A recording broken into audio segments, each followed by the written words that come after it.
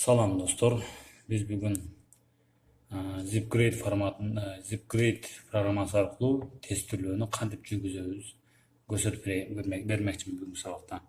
Так, интернетке киребиз. Биринчиден биз интернетке Zipgrade белгилөөчү, тестти белгилөөчү паракты чыгарып алайлы биринчи.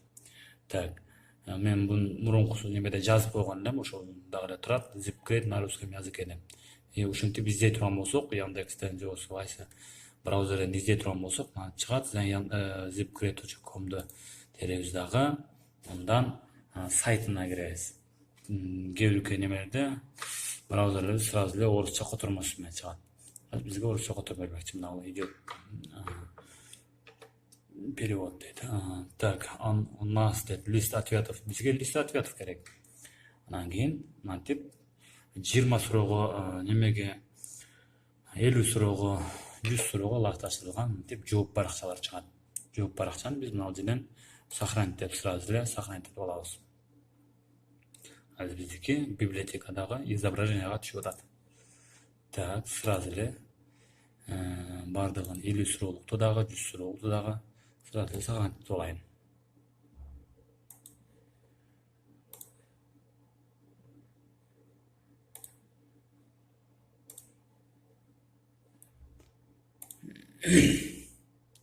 Эми библиотеканын изображениясына киребиз дагы. Бул жерде, мына жерде открыть с помощью Adobe Reader деп туруп, биз азыр буну биринчи ачканда эле Word'ду ачпайт экен, ошон үчүн мен открыть с помощью деп неме алдым. Мынанда ушуну биз Word'га ташташ үчүн буну изображенияга сыяктуу болуп алалы. Себеби Word'га таштап турган Word'га мынтип таштап коелу азыр. Бул кнопканы басабыз, анан Paint сүрөттөр менен иштөөчү Paint программасын ачабыз дагы. Мына ставить баса турган болсок, мынтип бизге ачып берет. Биз мынаны карап алып туруп, мына жака мындай алып, мындай алып туруп сохранить этип коебуз. Сохранить как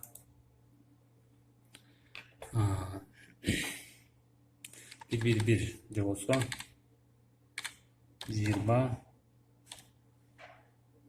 жооп деп коелу, Ж деп коелу. Форматын JPEG кылып коелу. Сүрөт форматында. Кийинкисинде ушул сыяктуу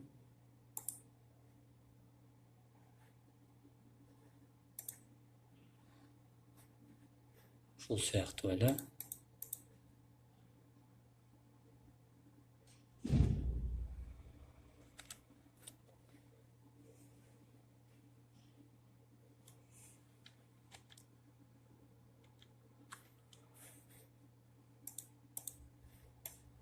тип коюп алып,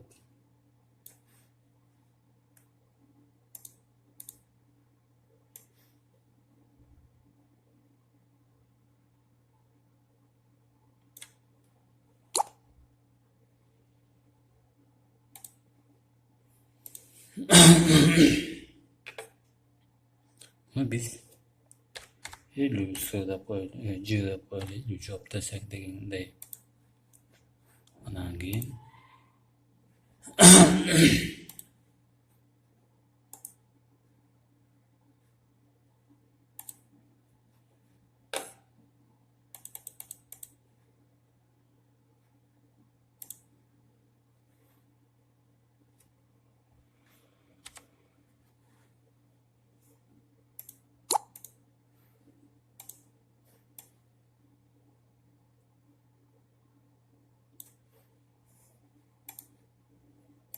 азыр мен эмнеге мынтип изображенияга таралып атам, азыр мен түшүндүрүп бермекчимин. Бираздан түшүндүрүп берем сиздерге. Так, эми мына 100 суроолукту түшүндүрбөй деле койсок атат. Муну мынтип изображение албай деле койсок болот эле, алып кое берели. Барын жабабыз дагы. Word'du açıp üstündeki parametrelerini de alıp durup jıldırıp alalım dağı.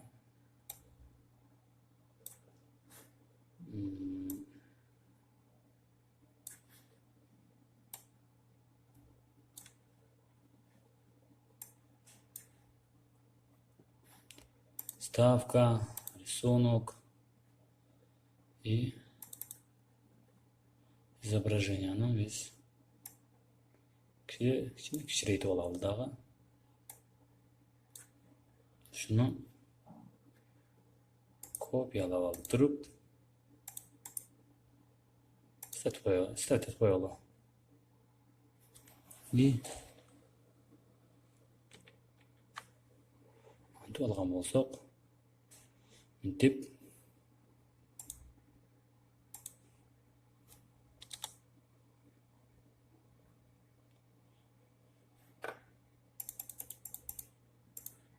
bir kagazga 4 өтүш калат.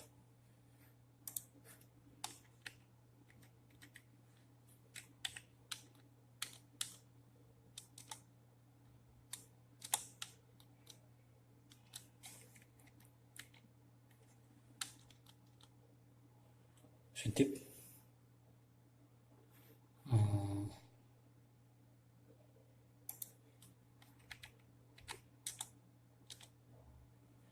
кийин кагазга 50'lükті түшүрүп алалы.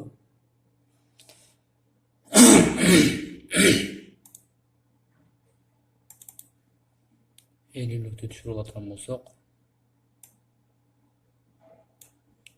50'lük өтө эле неме болуп калат.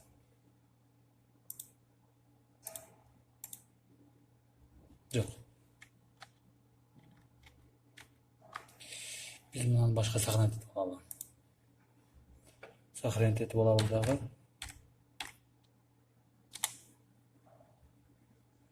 И мынанын ордуна эми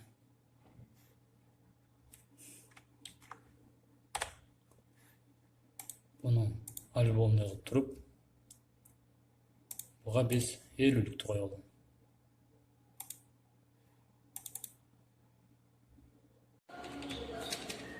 Мына биз мынтип кагазга чыгарып алдык.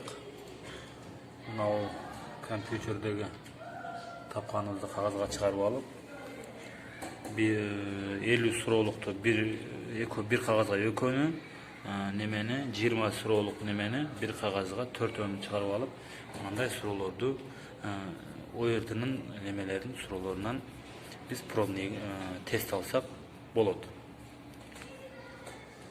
Çıkarıp aldım azır эми.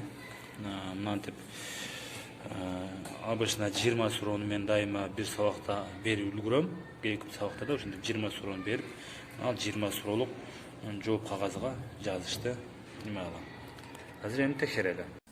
Биз ZipCrate программасына кирдик. ZipCrate'те Qzas деген биринчи командасына кирсек, бул жерде мен даярдап койгонмун бул немелерди. Эгерде даяр эмес болсо, Qzas дегенге кирип, бул жерге атын коебуз, бул жерге датасын коебуз. Эми датасы өзү турат. Бул жерде анан кийин new classes, жаңы классты мына басып жаңы классты коебуз. Анан кийин мына жерге new tag дегенде бул кандай тест. Менде колонка неме тап деп ат коюп койгом, эми тестке ат коюп коебуз. Анан мына жерде обычно мына жерге неме алганда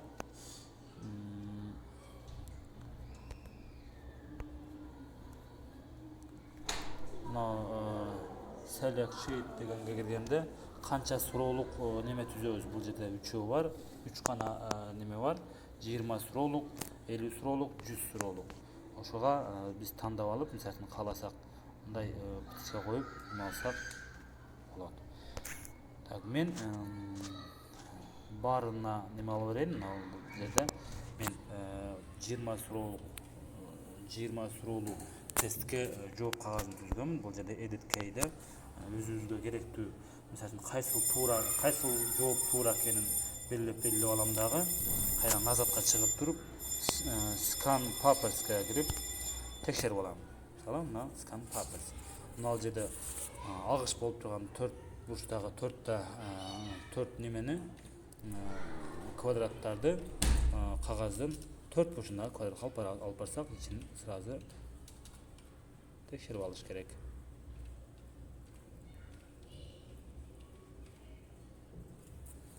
Так, мен колум тосуп калды окшойт. Антип сразу неме алат. Мисалы үчүн бул жерде 20 суроонун 8 туура. 8 туура деген сөз 40% суроонун 40%-ине туура жооп берди деген сөз. Revert paper'ге кирип, кайсынысы туура, кайсынысы ката экенин билип алсак болот. Мына жерде туура эмес жоопторун кызыл менен тоголоктоп, туура жообун сары менен көрсөтүп койгон. Ал эми туура жоопторду, туура жооп бергендерди жашыл менен тоголотуп койгон. Бардыгын мисалы үчүн мына жерде мен өзүм эле мисал кылып тоголотуп көрдүм. Мисал кылып мыналарды экономдоп, мына немени кагазды бир кагаздан 4 чыгарып, 4 окуучуга берип, ушинтип белгилесек болот. Обычно мен мына немени 20 суроолук мына колонка А тилкеси, Б тилкеси деп колонка түрүндө берилген тесттин жаңы варианттарын мен ушинтип сабак учурунда өтүп турам. Ал эми мына неме кылгандан кийин, текшерип болгондон кийин, бир классты баардыгын текшерип болгондон кийин немеге Revert Papers'ке кирип, канча окуучу жооп берген. Мен мисалы акырында бир эле суроону ошончомдай 4-5 жолу текшерип көргөм. Мыналар 11-класстын немелери. Ушуларды мен мурункусунда текшергем. Ушул жерден көрүп, кайсыл мисалы үчүн Нагимановду көрө турган болсок, бул мына суроолорго жооп берген болчу. Диананы көрө турган болсок, мына суроолорго жооп берген болчу. Мынчасы ката болчу, мынчасы туура болчу. Мына проценттер үстүндө көрүнүп турат. Көңүл бурганыңыздар үчүн рахмат. Саламатта калыңыздар.